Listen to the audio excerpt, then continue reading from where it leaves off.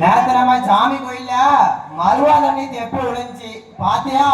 ஆமா மாப்பிள, நான் நைட்டு கூட பெய்த மழைக்கு போன வருஷம் மாதிரி வெளில வந்து நினைச்சேன்டா.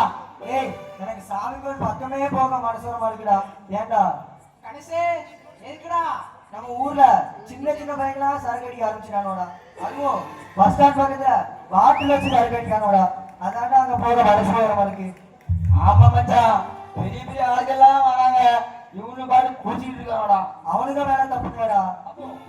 எல்லாம் நம்ம ஊர் பெரிய ஆளுக்கு மேலதான்டா தப்பு. எப்படிடா? இப்போ உதாரணத்துக்கு எங்க அப்பா குடிக்காருன்னு வச்சுக்கா, அதை பார்த்து எனக்கு என்ன தோணும்?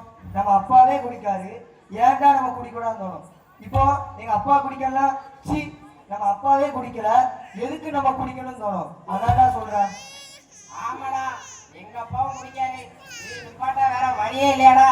நிறுத்த முடியாது, ஒண்ணும் கிடையாது மச்சான்.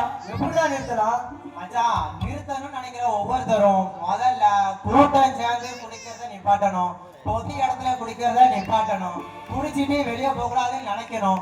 நான் குடிச்சாலுமே நான் குடிக்கிறேன்னு போய் சொல்லணும் மச்சான். இப்படி நடந்தா அவன் நிப்பாட்டியா அப்படி ஒரு 4 பேர் குடிய குறைப்பான். அந்த 4 பேரை பார்த்தா கூட 40 பேர் குறைப்பான். கொஞ்சம் கொஞ்சமா ஒரு இடத்துல வச்சு குடிக்கிறது குறையும், அவ்வளவுதான்.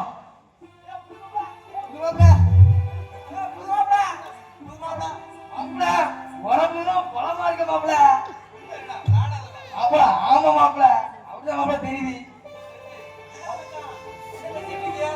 குடியை எப்படி நிறுத்தலாம்னு பேசிட்டு இருக்கோம் மச்சான்.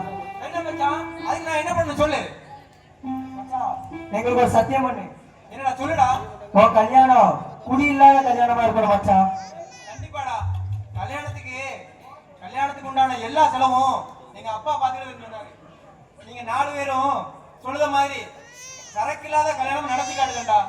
சரி மச்சான், கொஞ்சம் கல்யாணத்துக்கு வேலை ரொம்ப இருக்கு, நீங்க 4 கொஞ்சம் ஹெல்ப் பண்ணுங்கடா. ஓகே மச்சான், ஓகே மச்சான், ஓகே மச்சான், ஓகே மச்சான், ஓகே மச்சான்.